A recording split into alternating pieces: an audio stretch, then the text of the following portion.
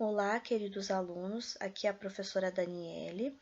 Darei continuidade à nossa disciplina de assistência de enfermagem em pronto-socorro e estarei abordando com vocês alguns conteúdos para elucidar melhor e complementar a nossa disciplina.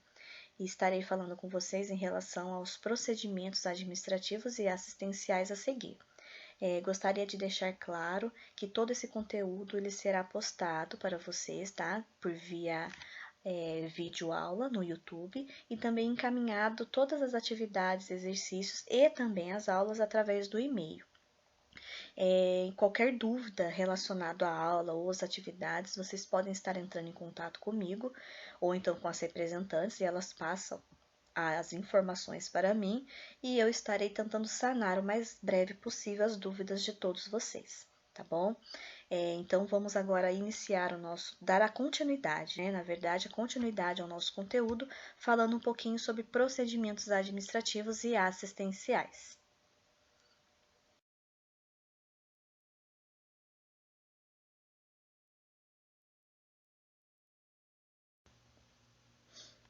Em relação aos procedimentos administrativos que competem aos auxiliares de enfermagem, nós sabemos que são inúmeros, né? Listei alguns aqui para vocês na nossa aula, porém devemos sempre saber que a parte administrativa, a parte mais burocrática, ele corresponde ao enfermeiro, ok? Ao chefe, ao líder da equipe de vocês.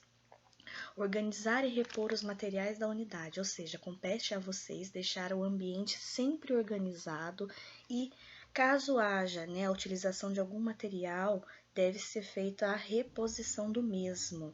Abastecer a sala de emergência, ou seja, sempre observar, fazer aquele checklist dos materiais presentes na sala para que no momento de precisão, de que necessite desses materiais, não tenha a falta do mesmo. Controlar os materiais encaminhados para esterilização, ou seja, sempre estar avaliando a data de validade dos mesmos materiais, após a utilização dos mesmos, encaminhar para a central de esterilização. Então, sempre tendo essa organização, esse controle em relação à esterilização dos materiais.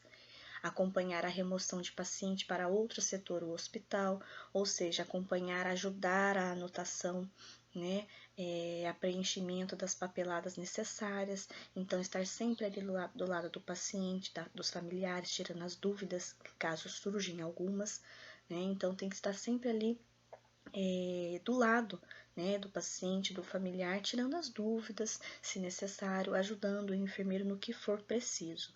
Conferir os materiais permanentes dos setores que são de sua responsabilidade, ou seja, caso, por exemplo, você é responsável pela organização de um setor de emergência, você que vai fazer essa conferência de materiais, se eles funcionam ou não, sempre juntamente com o enfermeiro, mas você tem essa responsabilidade diária de estar avaliando e observando os materiais presentes naquele setor da unidade, ok? Tudo bem? Então, vou dando continuidade aqui. Agora a gente vai falar um pouquinho mais sobre os procedimentos assistenciais, que está relacionado ao cuidado de enfermagem. Então, o que diz respeito aos auxiliares de enfermagem em procedimentos assistenciais, e esses e inúmeros outros, é fazer a admissão do paciente, ou seja, ele que vai estar tendo este primeiro contato com o paciente, com o familiar, executar todas as prescrições, tanto de enfermagem quanto médicas, ou seja, quais são os cuidados que foram prescritos para com o paciente, que estejam relativas, ou seja, pertinentes ao cargo de auxiliar de enfermagem. Realizar as anotações sempre dos cuidados prestados, ou seja, no registro do paciente, anotação de enfermagem, nunca se esquecer de que deve-se fazer o cuidado e fazer o registro do cuidado. Ela depois teria o profissional tem um respaldo com essas anotações de enfermagem. É um documento, é um registro diário. Deve-se sempre estar observando sinais e sintomas, Claro que é o nível de sua qualificação. é a sua competência. Caso o paciente ele apresente algum sinal ou sintoma diferencial, ou seja, o paciente está de uma forma e ele começa a apresentar, né, alguns sintomas mais graves. Então, isso deve ser observado pelo auxiliar de enfermagem, para que ele possa passar isso adiante, chamar o enfermeiro, chamar o médico para fazer uma nova avaliação. Né? Sempre estar prestando atenção no balanço hídrico, né, do paciente. Então, tá sempre anotando, né, na parte de cuidados, qual é a quantidade de eliminação que o paciente está tendo, para fazer esse controle se está adequado ou não ao organismo do paciente. Receber e passar o plantão, né, juntamente com a equipe e no horário estabelecido pela unidade. Então, às vezes, por exemplo, o seu horário de serviço ele vai extrapolar um pouco, porque o plantão deve ser passado antes do auxiliar, antes do profissional ir embora. Às vezes ocorre atrasos, intercorrências que acabam ultrapassando o horário, né, de plantão do profissional, mas enquanto ele não passar o plantão, ele não pode sair da unidade. Tá? É importante sim ele fazer esse processo de passar o plantão aos outros colegas que estão iniciando o plantão, para que tenha essa troca de informação, essa comunicação de cuidados. Sempre seguir os critérios, ou seja, as normas que são estabelecidas pela unidade, tá? Para a finalização do plantão. Então, deve ser sempre respeitado o que a instituição impõe aos profissionais. Sempre participar de ações de educação juntamente com a equipe, com o enfermeiro, com os médicos. É importante sim vocês darem ideias, fazerem questionamentos quanto ao atendimento, o que pode ser melhorado, o que pode ser implementado no cuidado, ou seja, sempre pensando no cliente e na família, sempre no bem-estar do paciente, do cliente. Queridos, dando sequência, né, aos procedimentos assistenciais, também temos a participação de estudos de casos, ou seja, vocês podem estar questionando, dando ideias, fazendo parte desse estudo de caso, para que quando ocorra, né, um novo caso parecido ou semelhante, vocês possam proceder da melhor maneira possível, né? Fazer cálculos de diluições de medicamentos, então é da responsabilidade de vocês de estarem fazendo a administração dos medicamentos e para fazer isso deve-se fazer a diluição adequada, fazer a preparação adequada, né? Saber como que é o armazenamento desses medicamentos, como se faz a diluição, a contagem, né, de microgotas, macrogotas, a utilização do equipo. Então é muito importante vocês estarem atentos quanto a isso. Realizar os cuidados de enfermagem, o que competem a vocês, tá? Não o que são atividades privativas do enfermeiro. É claro que o enfermeiro ele pode muitas vezes estar chamando vocês para estar ajudando em algum procedimento, realizar alguma assistência junto a eles em pacientes assim mais graves, porém vocês devem estar sempre fazendo somente o que compete a vocês, tá? Seguindo sempre os protocolos da unidade, da instituição. Prestar cuidados de higiene e conforto ao cliente, zelando pela sempre a segurança do paciente, tá? Você também deve prestar cuidado, uma assistência mais humanizada também ao familiar que encontra-se ali, né, acompanhando o paciente, fazer a punção de acesso venoso periférico, isso também cabe a vocês, ministrar os medicamentos em horários corretos, administrar o medicamento correto, paciente certo. Então é importante a gente sempre levar em considerações os certos, né, para a administração do medicamento, tanto quimioterápicos, hemoderivados. Cada medicamento ele tem uma instrução de uso, uma instrução de administração. Então é importante estar atento sempre à prescrição realizada. Ok? Fazer curativos de menor complexidade, seguir sempre na prescrição de enfermagem para o curativo, quais serão os materiais utilizados, quais serão as coberturas utilizadas naquele tipo de ferida. Se é mais complexo, se é menos complexo, geralmente um curativo de maior complexidade é o enfermeiro que realiza, ok? Mas outros curativos de menor complexidade vocês estarão realizando. Então a gente tem que saber pelo menos a técnica mínima, a básico, né? Aquele conteúdo básico para estar realizando um curativo muito bem feito, né? Como vocês apresentaram, um dos temas do seminário foi a realização de curativos, então vocês já têm uma noção de como deve ser feito esta prática. Aplicar oxigenoterapia quando necessário ao paciente, nebulização, enteroclisma, enema, compressas frias e quentes, ou seja, como se fosse bolsas de gelo, calor úmido ou seco. Tudo isso vai depender da prescrição realizada ao paciente, ok? Não podemos fazer certos cuidados, determinados tipos de assistência sem o consentimento do enfermeiro ou do médico que está acompanhando o paciente, o cliente, ok? Realizar exames de sensibilidade, proceder à leitura, ou seja, aqueles exames mais simples. Vocês devem ter o conhecimento, né, de realizar a leitura dele, como uma glicemia capilar, uma glicosúria. Então, exames mais simples, vocês devem estar fazendo a leitura e passar adiante caso haja alguma alteração para o profissional que está juntamente no cuidado a este paciente. Ok, meus amores? Outros procedimentos assistenciais que competem a vocês é verificar sempre o peso, a estatura, o perímetro torácico, cefálico, quais são os sinais vitais, ou seja, nós já tivemos uma aula sobre isso, sobre os 5 sinais vitais, não é? Frequência cardíaca, frequência respiratória, temperatura, pressão arterial e dor. A dor é considerada agora, hoje em dia, como o 5º sinal vital. Ok? Então, temos que estar sempre avaliando esses pontos ao paciente, esses sinais apresentados pelo paciente. Caso ocorra alguma modificação, alguma alteração, deve ser comunicado imediatamente aos profissionais que estão prestando cuidado a este cliente, a este paciente.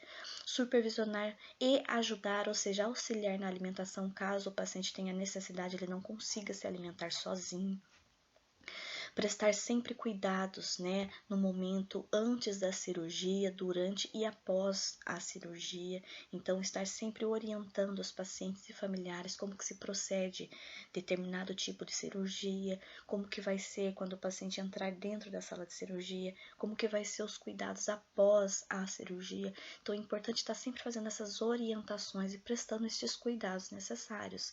Sempre observar e descrever sinais e sintomas, ou seja, como já foi dito anteriormente, e reforçando, deve observar e descrever, ou seja, não adianta nada a gente passar para o enfermeiro ou para o médico que está tendo alteração de sinais vitais, mas a gente não anota na ficha do paciente, ok? Então, deve estar sempre registrando no prontuário do paciente essas alterações observadas.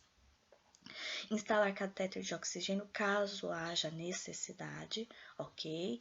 Desenvolver ações de prevenção, né, para que não ocorra as UPPs, que é as úlceras por pressão.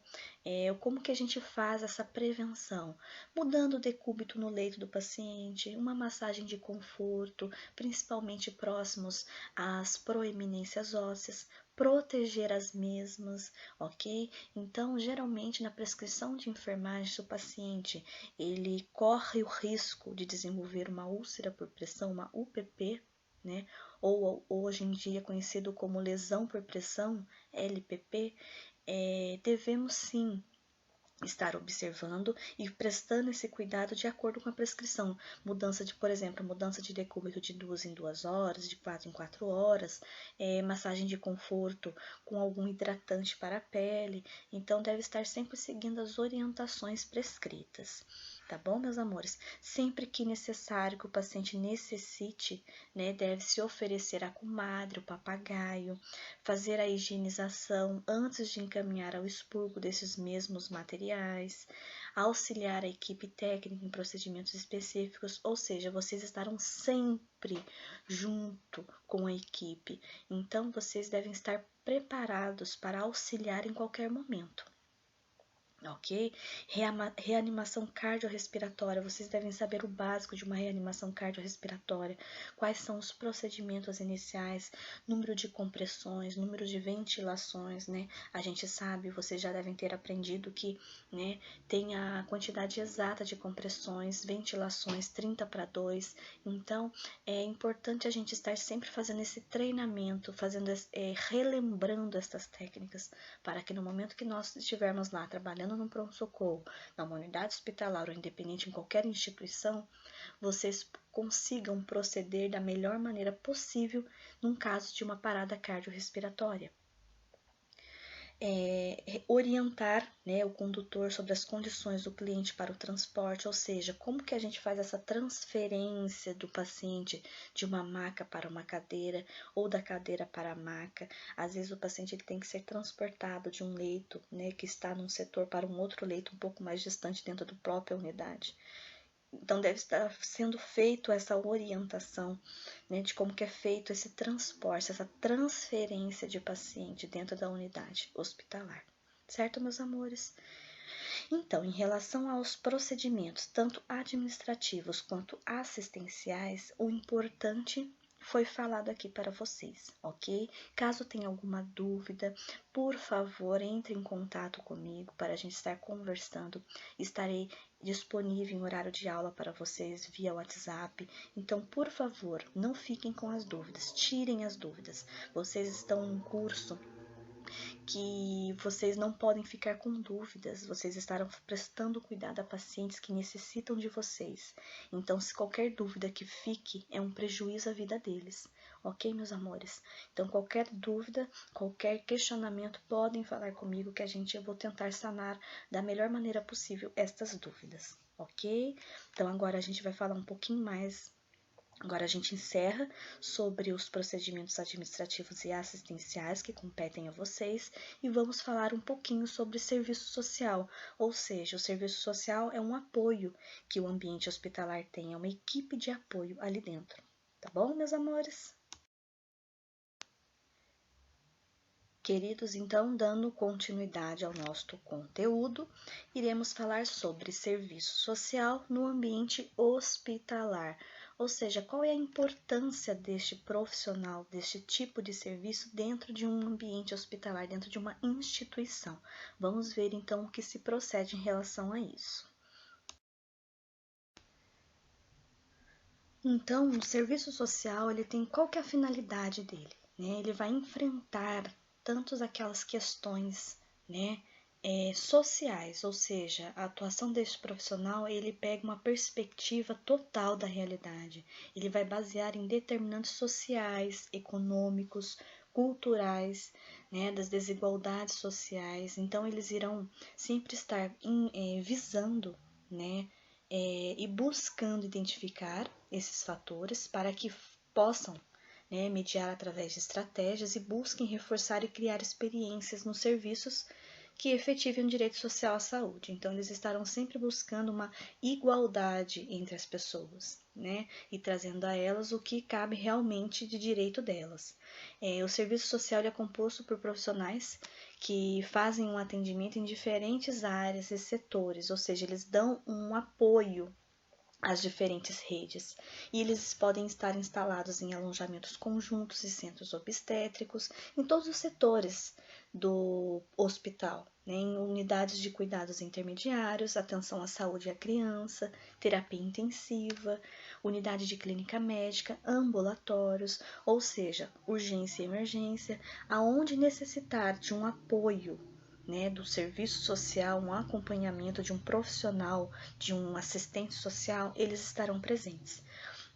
Então, a atuação desse assistente social na área da saúde, ela vai garantir os direitos, né, e bem-estar dos pacientes por meio de um atendimento social. Não cabe somente ao paciente, mas também aos familiares. Os familiares também podem estar solicitando um serviço de assistência social para resolver determinada situação em que eles não estão conseguindo resolver, não estão na proporção deles. Então, eles precisam de um profissional que ajudem a resolver.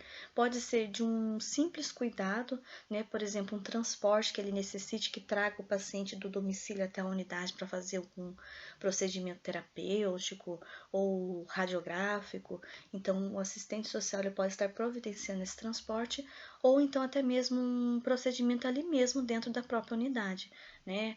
Pode também estar se interferindo, né, num cuidado na relação dos profissionais com o cliente e paciente, caso não esteja sendo agradável ao paciente. o assistente social ele entra, né, na situação para que isso se acomode e que a qualidade do cuidado seja da melhor maneira possível, ok? Ou seja, um atendimento humanizado. Ele vai proporcionar ao paciente e família um tratamento humanizado e integral, tá? Então, as necessidades que o paciente tiver ou os familiares quiserem pedir algo, o assistente social é o momento de ele entrar e intervir. Tá bom, meus amores? Então, no que diz respeito às competências de um assistente social, aqui são listadas algumas competências, mas é claro que é uma gama de atribuições que podemos dar a este profissional. Mas estou listando as mais importantes que estão relacionadas, né, ao ambiente hospitalar, ou seja, qual é o trabalho que ele faz dentro de um hospital. Então, ele vai estar sempre planejando soluções de acordo com as necessidades apresentadas em questões relacionadas à saúde e às manifestações sociais que apresentam dentro de um ambiente, tanto relacionado a um paciente quanto ao trabalhador, ou seja, aos profissionais de saúde. Ele vai estar sempre pensando numa elaboração, numa implementação e um monitoramento do serviço social, sempre com o foco em promoção da saúde. Realizar o acolhimento aos usuários, aos acompanhantes, famílias, visitantes, ou seja, sempre dando este apoio social às unidades de internação, a todos os setores presentes no ambiente hospitalar. Atender e acompanhar os usuários que estão internados, sempre observando quais são as suas necessidades, identificando as demandas, criando aquele vínculo acolhedor com o paciente, realizando orientações, esclarecimentos, né? Caso surjam algumas dúvidas, eles vão estar orientando o paciente, fazendo encaminhamentos quando necessários, certo? Identificar a situação sociofamiliar dos usuários, ou seja, né, fazer aquela construção de perfil socioeconômico para possibilitar um atendimento mais humanizado, ou seja, pensar em estratégias de intervenção que se tornem mais fáceis para o paciente e para a família, para que eles permaneçam ali na unidade em conforto, com abrigo, né? Então, sempre estar pensando, observando esse processo de promoção, proteção, prevenção e recuperação da saúde. O assistente social ele vai dar este suporte, esta base ao paciente e família, para que o paciente permaneça ali, recebendo todos os cuidados necessários de uma forma humanizada. Prestar o atendimento não somente aos pacientes, mas também aos familiares, ok? Ou seja, a família ela vivencia essa situação juntamente com o paciente, não é somente o paciente que encontra-se em um estado de ajuda, de cuidado, né?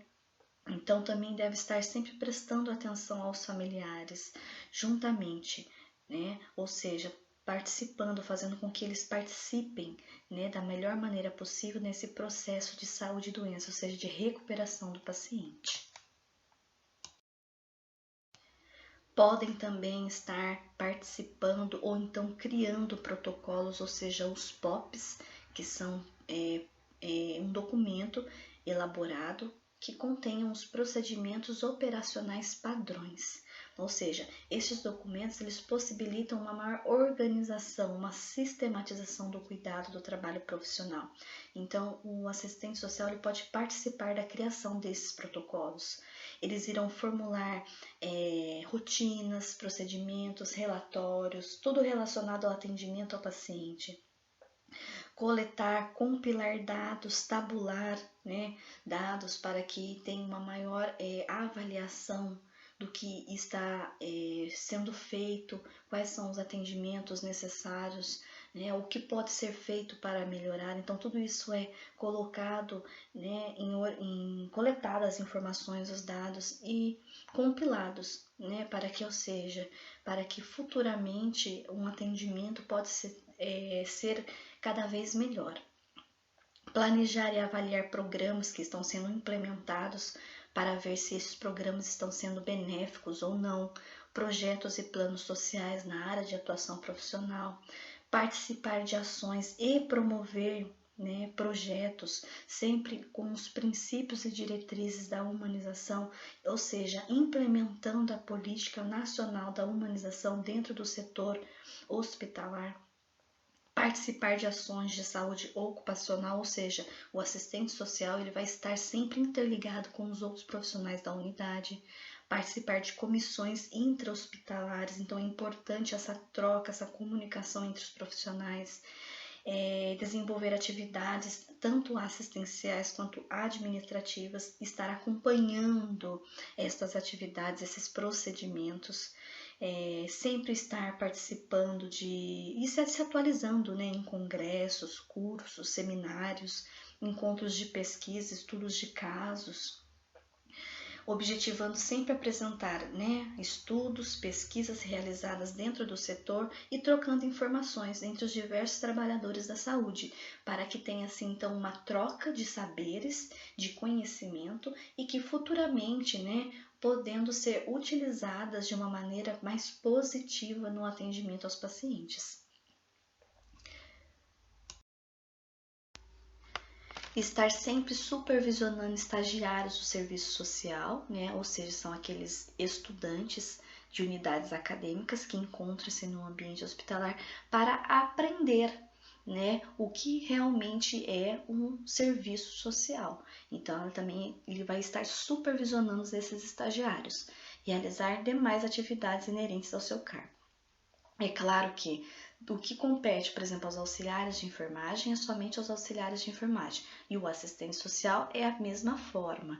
Ele irá realizar somente atividades que competem ao seu cargo. Ele não pode estar fazendo atividades que competem a cargo de outro profissional, ok? Então, quais são os valores fundamentais que um assistente social ou um serviço social leva em consideração? Salvaguarda da dignidade humana, ou seja, sempre levando em consideração a dignidade do ser humano. Respeito pela liberdade individual e pelo exercício de cidadania, principalmente, amor, sempre respeitando a individualidade de cada um. Respeito pela privacidade e confidencialidade da informação. Isso cabe a todos os profissionais, não somente aos assistentes sociais. Desenvolvimento da solidariedade, equidade e justiça social. Então, sempre a igualdade vai ser a palavra-chave para eles. Eles vão estar sempre providenciando que aconteça, né, essa igualdade entre as pessoas. Então, o trabalho de um assistente social ele desenvolve-se em 4 momentos principais. Primeiramente, acolhimento, né, que é aquele primeiro contato com o paciente, com os familiares e com os trabalhadores.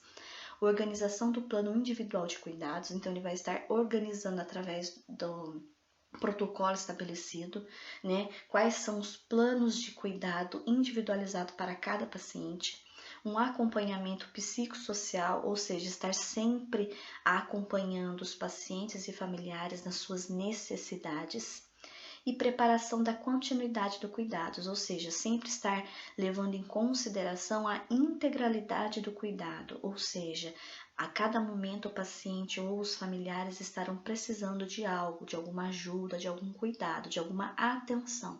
Então, eles estarão sempre preparados para dar essa continuidade do cuidado.